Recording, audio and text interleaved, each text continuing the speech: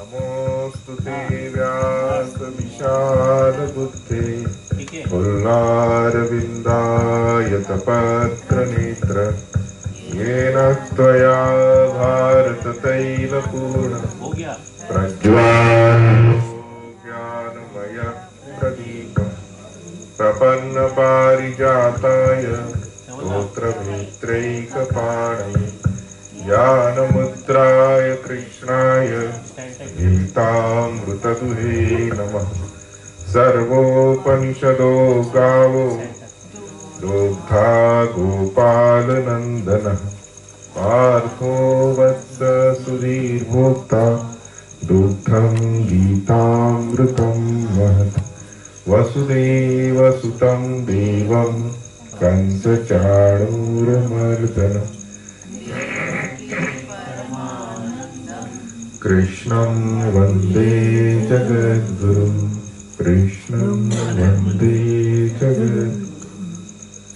ॐ पूर्णमदः पूर्णमिदं पूर्णात् पूर्णमुदच्यते पूर्णस्य पूर्णमादाय पूर्णमेवावशिष्यते। ॐ शान्ति शान्ति शान्तिः। जगत जननी श्री श्री माँ के चरणों में बारंबार नमन। संयम सप्ताह के श्रीमद् भगवद गीता के अनुशीलन के क्रम में आज छठे दिन में हम प्रवेश कर चुके हैं। सेमीफाइनल है, कल फाइनल।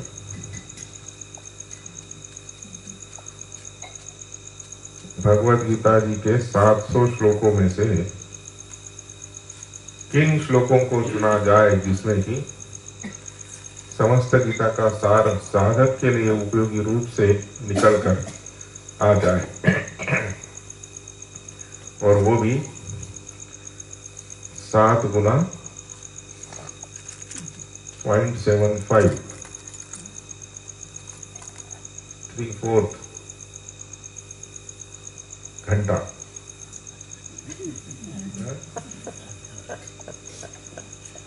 यानी 5-5.25 घंटे में कैसे हो। तो असली बात यह है कि असली बात बोलने में 5 मिनट भी पर्याप्त है, और अगर विस्तार ही करना हो तो 500 घंटे भी पर्याप्त नहीं है। अगर ग्रहण करने वाला हो तो 5 मिनट में तैयार अगर हो। गुरोस्तु मौनम व्याख्यानम शिष्यास्तु छिन्न संशयाः। तो गुरु ने क्या किया? गुरु ने सिर्फ मुद्रा दिखाई, मुद्रा, ज्ञान मुद्रा। तो ज्ञान मुद्रा में ये जीव है और ये ईश्वर है। जीव और ईश्वर को जोड़ दिया बस। बाकी ये जो 3 है, 3 अवस्थाएं हैं, जागृत स्वप्न सुषुप्ति।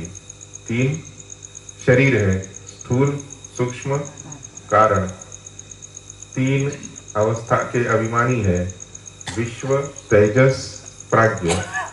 3 अवस्था के समष्टि के अभिमानी है, विराट हिरण्यगर्भ ईश्वर। जो जो 3 तिगाड़ा है, 3 गुण है, 3 लोक है, उन सब को अनात्मा रूप से पहचान करके बाहर निकाल दिया। तो ये जीव से इन तीनों को अलग करना, ये त्वम पदार्थ का विवेक हो गया। आत्मा में से अनात्मा को निकाल दिया, और आत्मा माइनस अनात्मा इज इक्वल टू परमात्मा। ये अंगुष्ठ मात्र। तो ये कितना समय लगा? तो सुनने वाला हो, समझने वाला हो, पहले से विचार करता हो। इसीलिए जो मनुष्य विचार करता है कि मेरे जीवन का उद्धार कैसे हो सकता है, तो स्वयं जब प्रयत्न करता है तो प्रयत्न करते करते कहीं पे आकर के रुकता है, अपने प्रयत्न की सीमा पे आकर के पहुंचता है। तब ईश्वर उसकी सहायता करते हैं, तो वो सहायता महत्व की होती है। रामकृष्ण परमहंस को किसी ने पूछा कि मनुष्य का जीवन प्रारब्ध से परिचालित होता है या उसके प्रयत्न से होता है।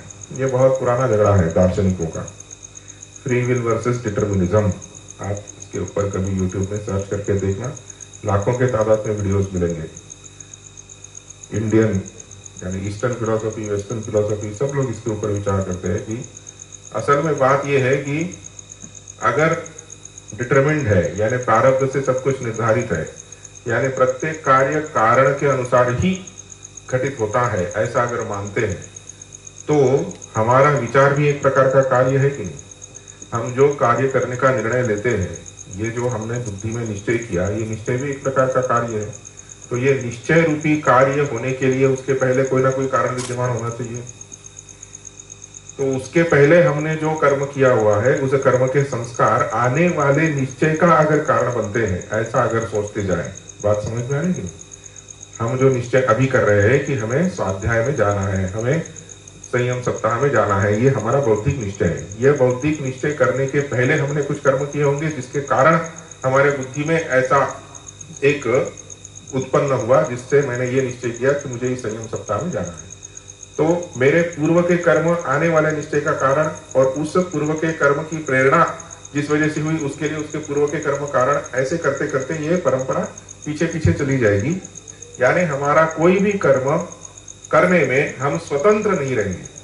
कार्य कारण भाव में सब चीज अगर बंध जाएगी तो मनुष्य को अभी मैं कुछ भी करने में स्वतंत्र हूं, ये स्वतंत्रता नहीं रहेगी, क्योंकि फिर आपका सारा कर्म पूर्व से निर्धारित है।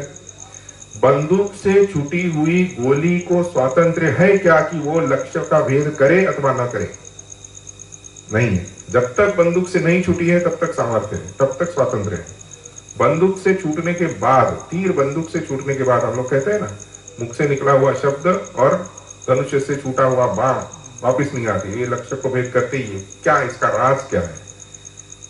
जो कारण कार्य में परिणत हो गया है, अब उसको, वो रिवर्सिबल प्रोसेस नहीं है, वो इरिवर्सिबल प्रोसेस है, वो जाएगा ही जाएगा आगे। यानी मैं ये करूं या ना करूं, ये विचार करके मैं निर्णय लेने में स्वतंत्र नहीं हूं, वो तो करना ही है प्रारब्ध के यानी कारण के अनुसार, कार्य पूर्व निर्धारित है ये। अगर ऐसा है तो फिर हमें क्यों लगता है कि मैं स्वतंत्र हूं? क्या हम सही में स्वतंत्र है कि नहीं? तो स्वतंत्र है जितने मात्रा में हम अपने आप को चेतन समझते हैं। हम शुद्ध चेतन है कि शुद्ध जड़ है? जीव शुद्ध चेतन है कि शुद्ध जड़ है? जड़ चेतन की ग्रंथि है। तुलसीदास जी ने जीव की परिभाषा क्या की? जड़ चेतन की ग्रंथि पड़ी गई। हमने जीव की परिभाषा की है, चेतन प्लस अंतःकरण इज इक्वल टू जीव, और चेतन प्लस माया इज इक्वल टू ईश्वर। दो ही तो समीकरण है, अध्यारोप के दो समीकरण, व्यष्टि के दृष्टि से अंतःकरण और समष्टि के दृष्टि से माया। यह अध्यारोप का समीकरण था कि नहीं? तो हम शुद्ध चेतन में जब अंतःकरण जोड़ देते हैं तो उसका नाम हो जाता है अंतःकरण विशिष्ट चेतन, उसका नाम हो जाता है जीव। तो बात ये चल रही है कि जीव चूंकि अशुद्ध चेतन है यानी जड़ विशिष्ट चेतन है, तो कुछ मात्रा में उसमें जड़ भी है और कुछ मात्रा में उसमें चेतन भी है। कार्य कारण किसके ऊपर काम करता है, जड़ के ऊपर कि चेतन के ऊपर? घट मिट्टी से बनता है, तो मिट्टी है, कुम्हार है, और उन्होंने दोनों ने मिलकर के घट बना दिया।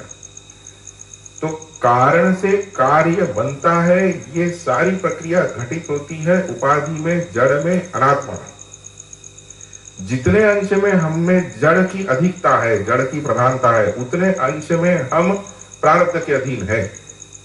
चेतन के ऊपर कार्य कारण का भाव होता है, चेतन में कार्य कारण का कोई भी प्रभाव होता है। कार्य कारण को समझना बहुत आवश्यक है अगर दार्शनिक दृष्टि से विचार करना है। दार्शनिक दृष्टि में कार्य कारण का विचार ही महत्व का है, और कार्य कारण में न रुकना ये कार्य कारण के विचार का प्रयोजन है। सभी दार्शनिक ईश्वर तक आकर के रुक जाते हैं, और ईश्वर की संकल्पना क्या है? जगत करता ईश्वर, जिसने जगत बनाया वो ईश्वर है। वो ट्रायंगल ले लीजिए, वो ट्रायंगल में ईश्वर ऊपर है और नीचे जीव और जगत है। तो ईश्वर क्या है? जीव और जगत को निर्माण करने वाला ईश्वर है, यानी ईश्वर कारण रूप में बिठाया हुआ है सब दार्शनिकों ने। वेदांत का ईश्वर, वेदांत का परमात्मा, वेदांत का ब्रह्म कारण है क्या? जगत कारण नहीं है। यही अध्यारोप का रहस्य है। ईश्वर ने जगत बनाया क्या? हाँ बनाया, उसमें क्या डाउट है? जगत नहीं तो कौन बनाएगा? मैं और आप बनाएंगे? नहीं, ईश्वर ने बनाया जगत। तो आप कैसे कह रहे हो कि ईश्वर जगत कारण नहीं है? ऐसा वेदांत का कहना है। ईश्वर जगत कारण है, लेकिन ब्रह्म जगत कारण नहीं है। और ब्रह्म और ईश्वर में एक सूक्ष्म भेद है। ब्रह्म और ईश्वर में क्या भेद है? शुद्ध चेतन प्लस माया इज इक्वल टू ईश्वर। इक्वेशन लिखना पड़ेगा। क्या है? शुद्ध चेतन प्लस माया इज इक्वल टू ईश्वर। ये ईश्वर जगत बनाता है। अब ब्रह्म कौन है? शुद्ध चेतन है कि माया है कि ईश्वर है? तीनों में ब्रह्म कौन है? आपको क्या लगता है? शुद्ध चेतन ब्रह्म है। और शुद्ध चेतन रूपी ब्रह्म को पाने के लिए आपको इस इक्वेशन को क्या करना पड़ेगा? शुद्ध चेतन इज इक्वल टू ईश्वर माइनस माया। तो माया को हटाना पड़ेगा उसमें से। अब ईश्वर में से माया को हटाना ये आपके बस की बात है क्या? तो आपके लिए दूसरा एक इक्वेशन दिया हुआ है, वो है शुद्ध चेतन प्लस अंतःकरण इज इक्वल टू जीव। उसमें भी तो शुद्ध चेतन ही ब्रह्म ही है। शुद्ध चेतन में शुद्ध जब है तो दोनों एक ही है। तो यहां से जीव में से अंतःकरण को तो माइनस कर सकते हैं, क्योंकि जीव तो आप है। जीव में से अंतःकरण का अपवाद कर देने का ही अर्थ है आत्मा में से अनात्मा को माइनस कर देना। ये आत्मा माइनस अनात्मा इज इक्वल टू परमात्मा, ये इक्वेशन है इसकी। आप लौट के आइए। इस बात पर बात चल रही थी, फ्री विल वर्सेस डिटर्मिनिज्म। क्या हम स्वतंत्र है कि प्रारब्ध के अधीन है? ये बात चल रही है। जितने मात्रा में आप देखिए, सब समय हम लोग पूर्ण रूप से अपने आप को जड़ भी नहीं समझते और पूर्ण रूप से अपने आप को चेतन भी नहीं समझते। कुछ मात्रा में हम परिस्थिति के अधीन है और कुछ मात्रा में हम परिस्थिति से स्वतंत्र हैं। आपको यहां से नर्मदा के उस पार जाना है और जहां पर आप खड़े हैं आपके बगल में एक पंछी बैठा हुआ है। आपको यहां से नर्मदा के पार जाने के लिए सोचना पड़ेगा, कुछ ना कुछ व्यवस्था ढूंढनी पड़ेगी। उसको सोचने की आवश्यकता नहीं है, वो उड़ करके 2 मिनट में उधर पार में चला जाएगा। यानी परिस्थिति ने बांध करके रखा हुआ है दोनों को, लेकिन परिस्थिति के ऊपर उठने के लिए दोनों का स्वातंत्र सामर्थ्य अलग अलग है। ऐसे ही जीव हम अपने आप को अपने कामना को पूर्ण करने में, अपने कामना को निवृत्त करने में, संसार के मार्ग में, संसार से निवृत्ति के मार्ग में, बंधन के रास्ते में, मोक्ष के रास्ते में आगे चलने में कहीं अपने आप को समर्थ पाते हैं और कहीं अपने आप को समर्थ नहीं पाते हैं। यही तो स्वातंत्र का होना और न होना। स्वातंत्र जहां हम अपने आप को अपने शरीर, मन, अंतःकरण, अहंकार, इन उपाधियों से बंधे हुए पाते हैं, तब हमें अपने आप में जड़ता का बोध होता है और उतने मात्रा में हम में पारतंत्र है। सीधा सीधा इक्वेशन आप कहीं भी अनुभव करके देख लीजिए। जितनी मात्रा में हम में जड़ता का प्रभाव है उतने मात्रा में हम पराधीन है, परतंत्र है। और जितने मात्रा में हम में आत्मा की, चेतन की प्रधानता है उतने मात्रा में हम स्वाधीन है, स्वतंत्र है। स्वतंत्रता का अर्थ समझना बहुत जरूरी है। स्वामी विवेकानंद जी को पूछा था किसी ने, जब वो शिकागो से लौट करके आए थे, तब उनके बहुत सारे इंग्लिश और अमेरिकन शिष्य थे और तब हमारे देश के स्वातंत्र का संग्राम भी बहुत जोर शोर से चल रहा था। तो बोले आप आवाज अगर उठा दें तो बहुत सारे आपके अंग्रेज लोग आपके शिष्य हैं। तो स्वामी जी ने कहा था कि मैं कर तो सकता हूं, लेकिन मेरा प्रयोजन, युग प्रयोजन इस बार कुछ अलग है, क्योंकि मैं ये देख रहा हूं कि आप जिस स्वाधीनता के लिए लड़ रहे हैं वो स्वातंत्र मिलने पर भी आपको वास्तविक स्वातंत्र की अनुभूति होने वाली नहीं है। और सही में हुआ भी वैसे ही। हम स्वतंत्र होकर के भी स्वतंत्र नहीं है, क्योंकि हमें जो स्वतंत्रता थी, हमने कौन सी स्वतंत्रता प्राप्त की? बाह्य स्वतंत्रता प्राप्त की। हमें बाह्य पारतंत्र क्या था? हम जो चाहते थे वो न कर पाना, ये पारतंत्र की व्याख्या थी हमारी, कि हम चाहते हैं ऐसा करूं और बाहर के नियम बोलते हैं कि तुम ऐसा नहीं कर सकते। यानी कामना के पूर्ति में बाहर का पारतंत्र बाधक बन रहा था। यही तो पहले का पारतंत्र की डेफिनेशन क्या थी? हम कुछ करना चाहते हैं लेकिन कोई करने नहीं दे रहा है। तभी तो मन को दुख होता है कि मैं चाहता हूं, मुझे क्यों नहीं करने दिया जा रहा है। इच्छा पूर्ति न हो पाना, ये एक पारतंत्र है। लेकिन कामना स्वयं दुख देती है, ये जब समझ में आता है तब कामना पूर्ति के लिए मनुष्य को स्वातंत्र्य की आवश्यकता अपेक्षा नहीं होती। अभी तो आवश्यकता किस लिए होती है? कामना के निवृत्ति के लिए। तो कामना निवृत्त होने के बाद में आप में जो स्वतंत्रता आएगी, देखिए जितना जितना कामना का प्रभाव हम में होगा उतना उतना कामना स्वयं किसका धर्म है? शुद्ध चेतन का धर्म है या अंतःकरण का धर्म है?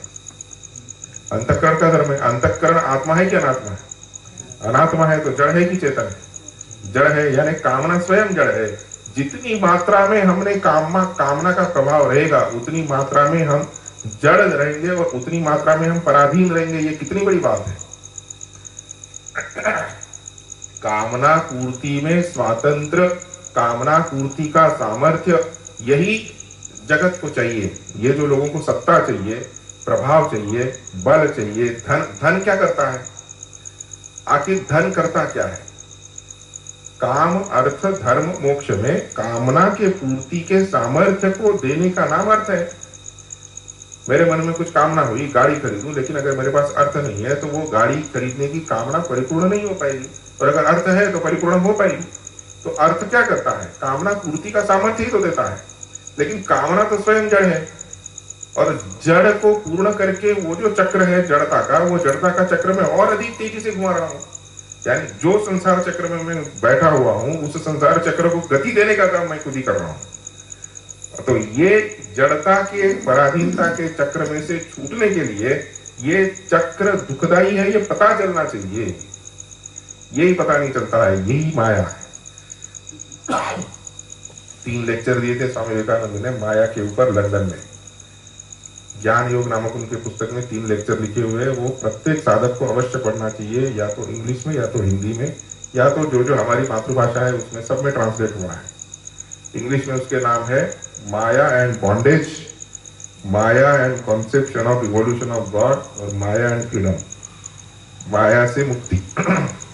माया कैसे बंधन में डालती है, और प्रत्येक ऐसे सब में उन्होंने ऐसा टेक्निकल जो शास्त्र में लिखा है वैसे नहीं, जगत में अनुभव के आधार पर माया कैसे पद पद पर हमें दिखाई देती है और कैसे हमें धोखा देती है, यहां से सीख करके हमें कैसे जगना है, ये पद पद पर अपने अनुभव के आधार पर उन्होंने लोगों को दिखाया, ताकि आप भी अपने अनुभव में माया को पहचान सको कि ये हमें ठग रही है, संसार दुख दे रहा है। ये संसार, दुख रूपी संसार में सुख रूपता का अनुभव कराना, यही तो मुख्य काम है माया का। अविद्या क्या है? योग शास्त्र में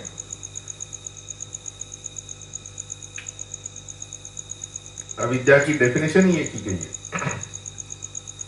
कि जो शुचि अशुचि है उसमें शुचि बुद्धि, जो दुख रूप है उसमें सुख बुद्धि, जो जड़ है उसमें चेतन बुद्धि, जो मिथ्या है उसमें सत्य बुद्धि जिससे होती है उसका नाम अज्ञान है, अविद्या है। इसी अविद्या को हम माया कहते हैं। और जब इससे छूट जाते हैं तब बाद में स्थित प्रज्ञ के लक्षण में पहली बार भगवान बताएंगे प्रजहाति यदा कामान। तो ये जो इस प्रसंग को कैसे एक सूत्र में डाला जाए, ऐसे तो डाला हुआ है, फिर भी द्वितीय अध्याय का अपना मुख्य प्रसंग है, क्योंकि द्वितीय अध्याय में पूरे गीता का सार एक प्रकार से आया हुआ है। तो हम लोगों ने ज्ञान योग तक का विचार किया है। 11 से लेकर 30 तक के श्लोकों में हमने देखा अशोचानन्वय शोचस्तम से प्रारंभ किया भगवान ने, और अर्जुन का शोक करना पारमार्थिक दृष्टि से कैसे व्यर्थ है, ये आत्मा के नित्यता के आधार पर अर्जुन को समझा के दिया। ये 11 से 30 तक के श्लोकों में भगवान ने सिद्ध किया है। आत्मा की नित्यता, आत्मा की व्यापकता और आत्मा की अद्वितीयता, इन 3 चीजों को जब सिद्ध करते हैं तब आत्मा ब्रह्म होता है। आत्मा को ब्रह्म समझना और आत्मा को ब्रह्म अनुभव करना। अच्छा, आत्मा को ब्रह्म रूप से अनुभव कर सकते हैं। आत्मा को ब्रह्म रूप से अनुभव करने से ही हमारी अविद्या की ग्रंथि छूटेगी और मोक्ष होगा। यही तो हम सुनते आए हैं। आत्मा को ब्रह्म रूप से अनुभव करने का अर्थ क्या है, थोड़ी देर इसके ऊपर थोड़ा चिंतन करके देखते हैं कि आत्मा यानी हम, इसमें से शुद्ध चेतन को हमें अलग करना है। और क्योंकि शरीर रूपी मैं को तो मैं ब्रह्म रूप से अनुभव नहीं कर सकता हूं, जब तक मैं ये सोचता रहूंगा कि मैं शरीर हूं, मैं मन हूँ, मेरे में ये इच्छा है, ये राग है, ये द्वेष है, इस प्रकार का मैं हूँ, इस समय मेरा जन्म हुआ, इस सामर्थ्य वाला और इस कमजोरी वाला मैं हूँ, इस प्रकार का मैं तो ब्रह्म नहीं हो सकता, ये बात तो निश्चित है। तो कौन सा मैं ब्रह्म हो सकता है? जिस मैं से शरीर, मन, बुद्धि, स्थूल सूक्ष्म कारण इन शरीरों का संबंध छूट चुका है, ऐसा जो शुद्ध चेतन है वो ब्रह्म हो सकता है। ये बात तो पक्की है। यानी जीव में से अनात्मा के संबंध को पहले हमें हटाना पड़ेगा। कैसे हटेगा? ये तो मुख्य बात है, ये भगवान यहां पर नहीं कह रहे हैं। भगवान यहां पर ये कह रहे हैं कि आत्मा नित्य है, व्यापक है और अद्वितीय है। ये सिर्फ स्टेटमेंट ऑफ फैक्ट है कि ऐसा ऐसा है। ऐसा अभी आपको अनुभव हो रहा है क्या? ऐसा अगर अर्जुन को पूछते या हमें पूछते तो हम क्या कहते कि आपने कहा तो सही, लेकिन अभी हमारा ऐसा अनुभव नहीं है। क्यों नहीं है हमारा ऐसा अनुभव? आत्मा नित्य है। हम क्या अभी अपने आप को आत्मा यानी मैं, किसी और के आत्मा की थोड़ी बात हो रही है, आत्मा यानी मैं की बात हो रही है। आत्मा नित्य यानी अर्जुन को कहा जा रहा है कि तुम नित्य हो, यानी हमें कहा जा रहा है कि आप नित्य हो। तो आप नित्य हो बोलने के बाद आपसे सबसे पहले ऑब्जेक्शन क्या आएगा कि मुझे मैं नित्य हूं ऐसा नहीं लगता है। मुझे तो लगता है कि मेरा जन्म हुआ और आगे जाकर के मैं मरने वाला हूं, मैं विकारी हूं। जो परिवर्तनशील होता है वो तो क्षण क्षण मर रहा है। हमें अपने बदलाव का अनुभव नहीं होता है क्योंकि उसमें एक सातत्य बना हुआ है। अन्यथा हम तो पुराने में शास्त्रज्ञों ने सिद्ध कर दिया है कि 21 दिन में हमारे सारे सेल बदल जाते हैं। तो एक प्रकार से पुनर्जन्म ही तो हुआ। शरीर के सारे जो सेल है वो बदल जाते हैं। तो हमारा शरीर जब बदल गया, यानी हमारा जब पुनर्जन्म हुआ, हम में नित्यत्व नहीं रहा, तो तुम नित्य हो, ये बात को भगवान ने कहने पर हमने स्वीकार कैसे कर लिया? तो इसकी विधि भगवान बाद में 13वें अध्याय में बताते हैं, कैसे आत्मा को ब्रह्म करना है, इसकी विधि। इसलिए वो जो तृतीय षडाध्याय है उसका पहला अध्याय का नाम है, 13वें अध्याय का पाठ भी किया होगा यहाँ पर, क्षेत्र क्षेत्रज्ञ विभाग योग। क्षेत्र और क्षेत्रज्ञ दोनों का विवेक वहां पर बताते हैं। क्षेत्र है वहां पर अनात्मा यानी जड़, और क्षेत्रज्ञ है उसको जानने वाला आत्मा यानी चेतन। तो वो जड़ चेतन का विवेक है, आत्मा अनात्मा का विवेक है, दृश्य का विवेक है। ये वहां की ट्रिक है। कैसे अपने में जो अनात्मा है लेकिन अपने आप को आत्मा दिखा रहा है। देखिए, शत्रु, बाहर का शत्रु को तो पहचानना आसान है, बाहर के शत्रु को पहचानना आसान है, लेकिन ये जो हमारे शरीर, मन, बुद्धि, अहंकार रूपी शत्रु है, ये अनात्मा है। आत्मा तो है नहीं, लेकिन अनात्मा होते हुए अपने आप को आत्मा बता रहे हैं, शत्रु होते हुए भी अपने आप को मित्र बता रहे हैं। इनको पहचानना बड़ा मुश्किल है। तो इसको पहचानने की विधि क्या है, इसकी ट्रिक, विवेक कैसे करें? तो दृश्य विवेक नामक एक ग्रंथ है, प्रसिद्ध विधि है। यह दृश्यम तद जड़म, ये नियम है। जो देखा जाता है वो जड़ होता है। जिसको हम कहते हैं कि ये मेरे दृष्टि का, दृष्टि यानी देखने की जरूरी नहीं है, ज्ञान का विषय बनता है। जो जो विषय बन सकता है वो जड़ होता है, और जो देखने वाला होता है वो हमेशा चेतन होता है। तो वहां पर पहला ही श्लोक है, रूपम दृश्यम लोचनम दृक् तदृश्यम दृक्तु मानसम दृश्याधिवृत्तय साक्षी दृगेव न तु दृश्यते। रूपम दृश्यम, ये जो रूप दिख रहा है, किसी भी चीज का रूप दिख रहा है, वो रूप दृश्य है यानी जड़ है। दृश्य होते ही जड़ हो गया, अनात्मा हो गया, अपने से अलग हो गया। आत्मा उतने अंश में शुद्ध हो गया। हमें शुद्ध करना है ना अपने आप को, उसमें से जड़ को निकालना है। तो रूपम दृश्यम, अब रूप, बाहर के रूप को छोड़ दीजिए, अपने आप में विचार करना है। तो बाहर का तो बात ही छूट गई है ना, मेरे की बात दूर छूट गई, अभी मैं पे बात आई हुई है। मैं में जो दृश्य है क्या दृश्य है? ये शरीर दृश्य है, यहाँ दृश्य, स्थूल शरीर दृश्य है। इसलिए स्थूल शरीर दृश्य होने की वजह से जड़ है, अनात्मा है, मैं नहीं हूं। उसमें से आत्मबुद्धि निकाल दो, उसमें से आत्मबुद्धि निकल गई। किसको दिख रहा है? आंख को दिख रहा है। तो आंख की अपेक्षा बाहर का रूप स्थूल है, दृश्य है, इसलिए जड़ है। आंख दिखती है कि नहीं? आंख भी दिखती है। आंख बंद हो चाहे खुली हो, आंख आज स्वच्छ है, आज मलिन है, आज दुख रही है इत्यादि, आंख में जो बदलाव होता है वो मन को दृश्य होता है, मन का गोचर है। इसलिए आंख दृश्य है और मन आंख का दृष्टा है, एक एक स्टेप अंदर जा रहे हैं। देखिए ये यात्रा कैसी है, बाहर से अंदर की तरफ की यात्रा है, संसार की यात्रा अंदर से बाहर की तरफ, और मोक्ष की यात्रा बाहर से अंदर की तरफ। तो बाहर रूप से स्थूल शरीर से इंद्रिय में आए, इंद्रिय से मन में गए, मन में जो विचार हो रहे हैं वो पता चलते हैं कि नहीं, ये सबसे सूक्ष्म काम है। अभी मेरा मन शांत है, अभी मेरा मन विक्षिप्त है, अभी मेरे मन में अच्छे विचार आ रहे हैं, अभी मेरे मन में बुरे विचार आ रहे हैं। कितने भी अच्छे विचार और बुरे विचार आए, सुख हो चाहे दुख हो, राग हो चाहे द्वेष हो, ईर्ष्या हो मत्सर हो, हमें पता चलता है कि नहीं? हमें स्वयं को पता चलता है। जागृत की वृत्तियां, स्वप्न की वृत्तियां और सुषुप्ति की अविद्या की वृत्ति भी हमें पता चलती है। अभाव आलंबना वृत्ति निद्रा, निद्रा में भी अविद्या की एक वृत्ति रहती है, नहीं तो निद्रा समाधि स्थिति हो जाएगी। निद्रा में भी अभाव को आलंबन बनाने वाली एक वृत्ति रहती है, जहां पर सारे वृत्तियों का अभाव रहता है, लेकिन अविद्या की एक वृत्ति रहेगी वहां पर, क्योंकि अविद्या तो है वहां पर।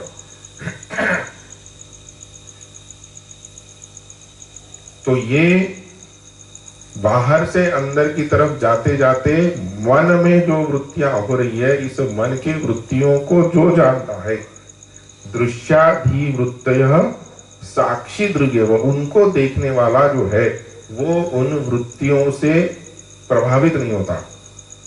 साक्षी और मन में अंतर सबसे ज्यादा ये है, सामान्यतः तो हम मन को ही साक्षी समझते हैं, मन बाहर के परिस्थिति से प्रभावित होता है और साक्षी परिस्थिति अथवा मनस्थिति से प्रभावित नहीं होता। तीन स्थितियों को पहले हमने देखा था, परिस्थिति, मनस्थिति और आत्मस्थिति। तो जो साक्षी है वो आत्मस्थिति में बैठा हुआ है, जो मन है वो बीच में है। तो मन स्थिति परिस्थिति से प्रभावित होती है और जो आत्मस्थिति है वो मनस्थिति अथवा परिस्थिति दोनों से अछूती रहती है। हम ऐसे हैं। यहां पर एक बात पहले छूट गई थी, छोटी सी आदि, अध्यारोप अपवाद के प्रसंग में थोड़ी सी बात क्लिष्ट है, लेकिन थोड़ा सा ध्यान देके समझेंगे तो बहुत काम की है। अध्यारोप में आपको याद होगा हमने ये कहा था कि जो घट होता है वो मिट्टी से बनता है, तो मिट्टी को ढूंढने जाओगे तो आपको घट में मिट्टी को ढूंढना पड़ेगा। घट में जहां भी हाथ लगाओगे आपको मिट्टी मिलेगी, लेकिन मिट्टी के अलावा घट मुझे ढूंढ के दिखाओ ऐसा अगर बोलोगे तो आपको मिट्टी के अलावा कोई घट नहीं दिखेगा। चूंकि मिट्टी के अलावा कोई कार्य रूपी घट नहीं है, इसलिए कार्य न होने से कारण में से कारणत्व चला जाता है। ये जो आखिरी स्टेटमेंट था, ये स्टेटमेंट समझने की जरूरत है। इसके लिए अभी दृष्टांत से सिद्धांत में जाना पड़ेगा। सिद्धांत में आप मिट्टी के जगह पर रखिए ईश्वर को और घट के जगह पर रखिए जगत को। ठीक है, जगत को रखिए। तो जगत ईश्वर ने बनाया, तो ईश्वर जगत का कारण है। अब ईश्वर को कहां ढूंढोगे? तो जगत में जाओगे। जो राम दशरथ का बेटा, जो राम घट घट में लेटा, ये जो घट घट में लेटा हुआ राम है, यही तो घट घट यानी ये सारा जगत। तो जगत को जिसने बनाया वो घट घट में यानी ईश्वर जगत में सर्वत्र है, अंतर्यामी रूप से सर्वत्र विद्यमान है। ऐसा जो ईश्वर है, इस ईश्वर के अलावा, इस कारण के अलावा जगत रूपी कार्य की सत्ता आप हमें बताइए। अस्थि को हटाकर जगत को बताइए। बता सकते हैं? नहीं बता सकते। घट अस्थि, पट अस्थि, मठ अस्थि, सबके साथ अस्थि अस्थि लगाना पड़ता है। और ये जो अस्थि है यही सत्ता रूपी ईश्वर है, यानी कारण। अस्थि यही कारण है ना। अस्थि भाति प्रियम रूपम नामम चैत्यं च पंचकम आद्यत्रयम ब्रह्म रूपम जगत रूपम ततो द्वयम।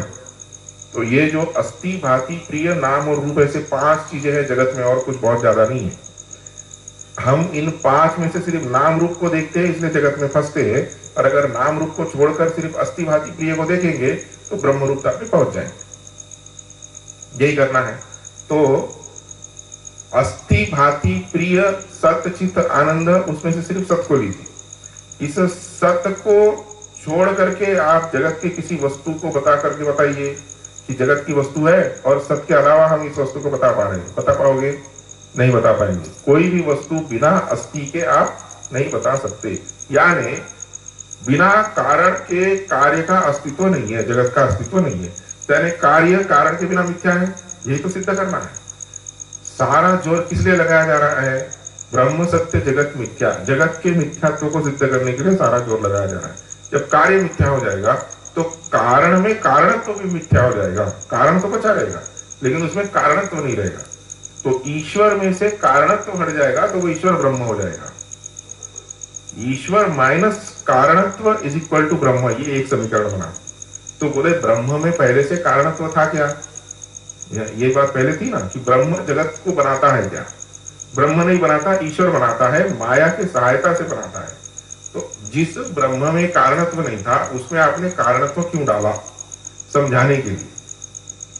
तो ईश्वर ब्रह्म में कारणत्व का अध्यारोप करते हैं ताकि ईश्वर को समझाया जा सके, और फिर उसमें से कारणत्व का अपवाद करते हैं ताकि ब्रह्म को समझ सके। ये वेदांत की प्रक्रिया है, कारणत्व का अध्यारोप और फिर उसी का अपवाद, ये दो चीजें हैं। बोले जो पहले से नहीं था उसको जबरदस्ती डाला क्यों?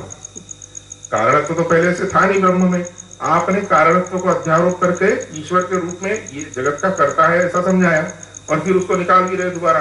तो ये सारा उल्टा काम क्यों कर रहे हो? पहले से ही न डालते। इसके लिए एक बहुत बढ़िया दृष्टांत है। दृष्टांत ये है कि एक व्यापारी था, उस व्यापारी के पास 17 हाथी थे। 17 हाथी उसकी संपत्ति थी, 17 हाथी। अब मरते समय उसके 3 पुत्र थे। 3 बेटों को उसने कहा कि मैं अपनी संपत्ति आपको देता हूं, लेकिन इसका विभाजन थोड़ा सा विचित्र करता है वो। तो वो कहता है कि एक को मैं दूंगा इनमें से आधे हाथी, सबसे जो बड़ा है वो उसका प्रिय है, तो उसको कहता है कि एक को जितने हाथी उसमें से आधे हाथी मैं सबसे बड़े बेटे को दूंगा, एक तृतीयांश दूसरे बेटे को दूंगा, और एक नवांश 1/2, 1/3 और 1/9 है। किसको कैसे कैसे कहेंगे आप अपनी भाषा में समझ लीजिए, ठीक है। तो पहले सबसे जो बड़ा बेटा है उसको हाफ है, लेकिन है 17 के हाफ नहीं होते, आधे हाथी को आधा काट नहीं सकते। फिर दूसरा जो है उसको 1/3 और तीसरा जो है उसको 1/9। अब बड़ी समस्या, अब वो तो चले गए।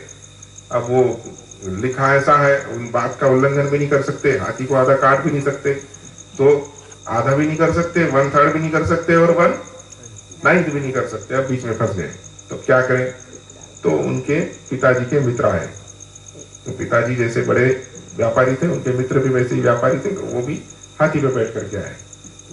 तो हाथी पे बैठ करके आए तो उनका एक हाथी, वो बोले कि क्या क्या समस्या है? बोले ऐसी ऐसी समस्या है। बोले कोई बात नहीं, मैं आपकी समस्या का समाधान कर देता हूँ। ये मैंने मेरा हाथी आपको दे दिया। कितने हाथी हो गए? 18 हाथी हो गए। आपने क्या कहा था? आपके सबसे बड़े बेटे को कितने चाहिए? हाफ। 18 के हाफ कर लो, कितने हुए? 9। हटाओ 1/3। दूसरे बेटे को कितने हुए? 6। 9 और 6 15 हो गए। सबसे छोटा बेटा कितने चाहिए? 1/9। 18 के 1/9 कितने हुए? 2। कितने हुए? 17। अब मेरा हाथी लाओ, वापिस हो गया। ये हाथी ही कारण है। कारणत्व डालना पड़ा समझाने के लिए। कारणत्व की आवश्यकता थी नहीं, लेकिन जो ब्रह्म में कारणत्व नहीं था वो कारणत्व डाले बिना शुद्ध ब्रह्म का ज्ञान भी नहीं हो सकता था। ये बाहर से जो एक हाथी आया और वापस ले लिया गया, बाहर से हाथी को डालना ये अध्यारोप है, और उस हाथी को वापस ले लेना ये अपवाद है। बस जैसे शुद्ध ब्रह्म में पहले से कोई कारणत्व नहीं था, उस कारणत्व को डाला ताकि वो ईश्वर बन जाए और आपका जगत का सारा समीकरण ठीक हो जाए। जगत का समीकरण ठीक हो गया, अब मोक्ष चाहिए, अब इसमें से फिर से ये कारणत्व निकाल लो, ये हाथी वापिस ले लो, तो अपवाद हो गया। अपवाद होते ही वो शुद्ध ब्रह्म रूप से अवस्थित हो गया। ये अध्यारोप अपवाद की प्रक्रिया है। वो हाथी किसके शेर से लिया वापस? हाँ, वो हाथी किसके शेर से वापस लिया? किसके शेर से? 3 भाई थे ना, वो खुद हाँ, वो तो था ही नहीं। 17 का विभाजन होने के बाद जो मित्र आया था वो अपना हाथी लेकर के चला गया। इसने लिया उसने लिया। 17 का विभाजन नहीं हो सकता था, उसका विभाजन कराने के लिए, उपयोगी बनाने के लिए वो हाथी ले लिया। जानबूझ के पिताजी ने ऐसी व्यवस्था कर दी थी। ऐसे दृष्टांत को समझाने के लिए ये कहानी बताई जाती है ताकि अध्यारों की प्रक्रिया समझ में आ जाए। तो ये अध्यारोप को समझाने के लिए ये कहा गया है। असल में बात ये है, ये जो हमारी दृष्टि जगत को देख करके व्यवहार की हो गई है ना, तो व्यवहार की दृष्टि कार्य कारण को लेकर के ही सोच सकती है। तो कोई भी चीज बिना कार्य कारण के अगर समझा हो तो समझ में नहीं आती है। इसलिए जो कार्य कारणातीत है उसको कार्य कारण के घेरे में लाना पड़ता है। कार्य कारण के घेरे में ब्रह्म आ नहीं सकता, उसको जबरदस्ती हम कार्य कारण के घेरे में लाने की कोशिश करते हैं, उसमें कारणत्व का आरोप करके, लेकिन वो तो व्यावहारिक बन नहीं सकता। कार्य कारण व्यावहारिक क्षेत्र है और जो ब्रह्म है वो पारमार्थिक है। तो पारमार्थिक और व्यावहारिक को जोड़ा नहीं जा सकता। समझाने के लिए उसको ब्रह्म को एक स्टेप नीचे लाते हैं, उसमें कारणत्व डालते हैं, उसको ईश्वर बनाते हैं। ऐसी प्रक्रिया है। तो एक दृष्टि कार्य दृष्टि है, एक दृष्टि कारण दृष्टि है और एक दृष्टि अधिष्ठान दृष्टि है। इसको इस तरह से कहते हैं कि जो कार्य दृष्टि है वो भोग दृष्टि है, वो संसार की दृष्टि है। जो कार्य होता है उसका इंद्रिय से प्रत्यक्ष होता है, यानी भोग होता है। आप देखिए ऐसा है कि जगत नाम रूपात्मक जो जगत है वो इंद्रिय से दिखता है कि नहीं? इंद्रिय से दिखता है। कार्य स्थूल होता है, उसका इंद्रिय से प्रत्यक्ष होता है, यानी भोग होता है। कारण उसके पीछे छुपा हुआ है, कारण दिखता नहीं है। तो कारण इंद्रिय से नहीं दिखेगा, लेकिन कारण पता चलता है कि नहीं? पता चलता है। तो किससे पता चलेगा? बुद्धि से पता चलता है, यानी अनुमान प्रमाण से कारण का ज्ञान होता है। देखिए, कारण का ज्ञान, कारण का भोग नहीं होता, कारण का योग होता है। कार्य का इंद्रिय से भोग होता है। ये देखिए ये समीकरण कैसा बना, कार्य का इंद्रिय से भोग होता है, कारण का बुद्धि से योग होता है। कारण का उपयोग करते हैं ना, कारण का उपयोग करके कार्य बनाते हैं, तो उसमें से ऊपर को हटा दीजिए तो योग बन जाएगा। कारण अगर ईश्वर होगा तो ईश्वर के साथ योग होगा ना, भक्ति होगी, योग होगा।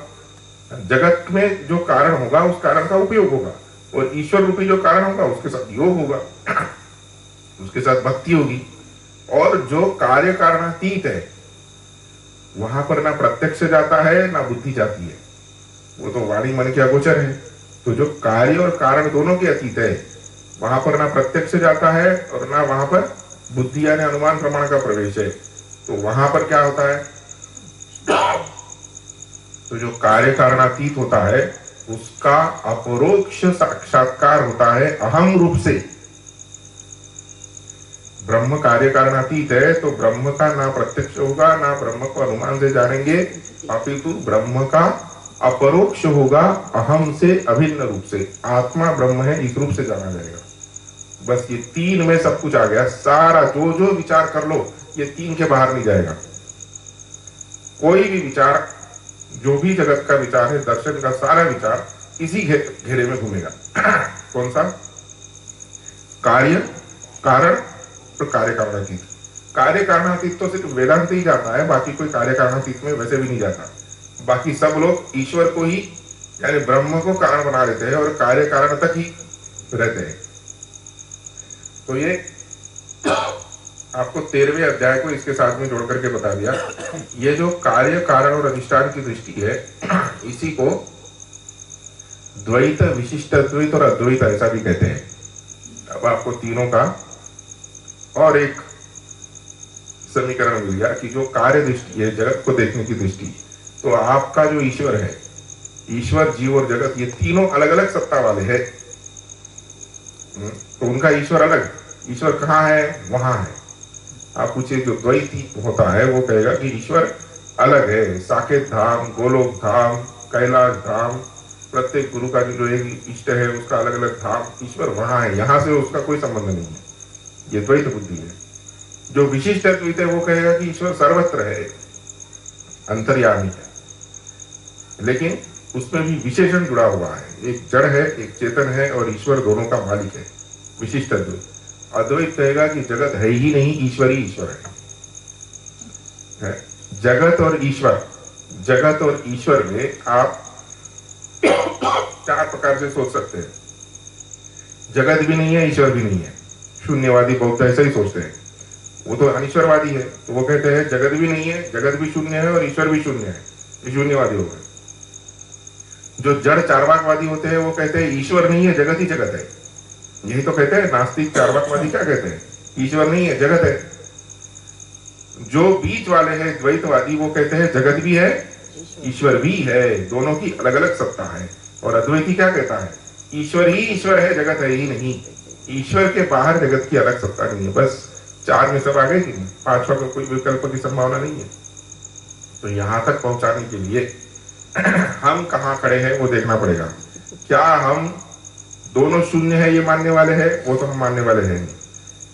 जीव जगत भी है और ईश्वर भी है, हम यहाँ पर खड़े हुए हैं। यहाँ से हमें छलांग लगाकर अथवा साधना के द्वारा कहाँ पहुंचना है कि जगत नहीं है, ईश्वर ही ईश्वर है। इसका अर्थ यह होता है कि ईश्वर के अलावा जगत की कोई स्वतंत्र सत्ता नहीं है।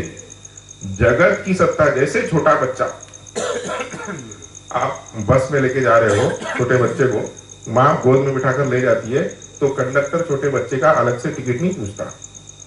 क्यों? क्योंकि उसने अलग से जगह नहीं घेरी, उसकी स्वतंत्र सत्ता नहीं है। तो ये जो जगत है ये ईश्वर के गोद में बैठा हुआ है, ऐसा समझ लीजिए थोड़े समय के लिए। ऐसे तो जगत की कोई स्वतंत्र सत्ता नहीं है, यानी परमार्थ दृष्टि से जगत मिथ्या है। असली बात तो ये है, लेकिन व्यवहार दृष्टि से अगर सोचा जाए तो जगत ईश्वर में परतंत्र होने की वजह से जगत की स्वतंत्र सत्ता को हम नहीं मानते। ये कहने का तात्पर्य है। तो ये जो जीव का ईश्वर भाव समझाने का भगवान का तरीका है, दूसरे अध्याय के साथ 13वें अध्याय को मिलाकर हमने इसको समझने का थोड़ा प्रयत्न किया। इसके बाद अर्जुन को इस ज्ञान योग से समर्थ बनाने के लिए भगवान अर्जुन को कर्मयोग का उपदेश देते हैं। इसका श्लोक प्रारंभ होता है 39वां, एषा तेवी हिता सांख्ये बुद्धि योगे त्विमां शृणु। आखिरी के 2 मिनट। 39वां श्लोक निकालिए द्वितीय अध्याय का। एषा तेवी हिता सांख्ये बुद्धि योगे तु इमां बुद्धिं शृणु, ऐसा इसका अर्थ है। योग विषय बुद्धि को सुनो।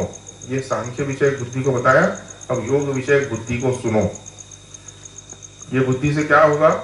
बुद्ध्या युक्तो यया पार्थ कर्म बंधम प्रभास्यसि। और ये बुद्धि का संकेत 38वें श्लोक में भी कर दिया और बाद में 48वें श्लोक में भी मुख्य रूप से करेंगे। ये जो बुद्धि है, जो कर्म करते समय रखने वाली बुद्धि है, कैसे कर्म करे कि वो कर्म बंधन कारक न बने, अपितु बंधन से छूटने का उपाय बने। ये सबसे महत्व है, क्योंकि सब समय तो हम कर्म करते हैं। कर्म कैसे करें ताकि वो कर्म हमें बंधन में न डाले, क्योंकि कर्म बंधन में डालता है ये हमें पता है। कर्म कैसे बंधन में डालता है? क्योंकि कर्म से जो कर्म फल बनेगा वो कर्म फल भोगना पड़ेगा, और कर्म फल भोगने के लिए शरीर की आवश्यकता है। इसलिए कर्म से कर्म फल बनेगा,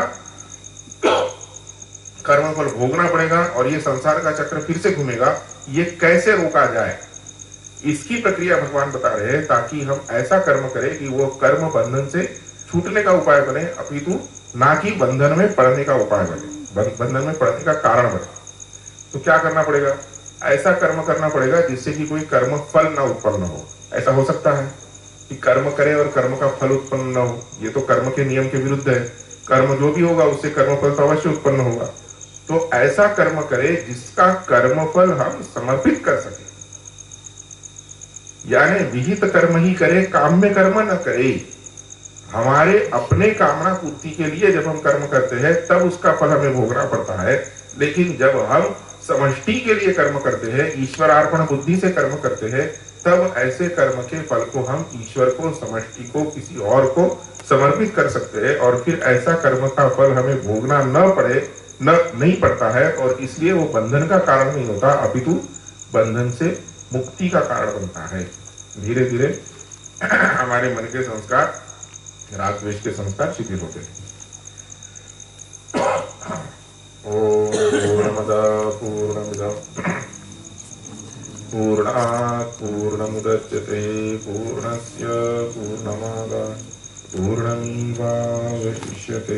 ॐ शान्ति शान्तिः।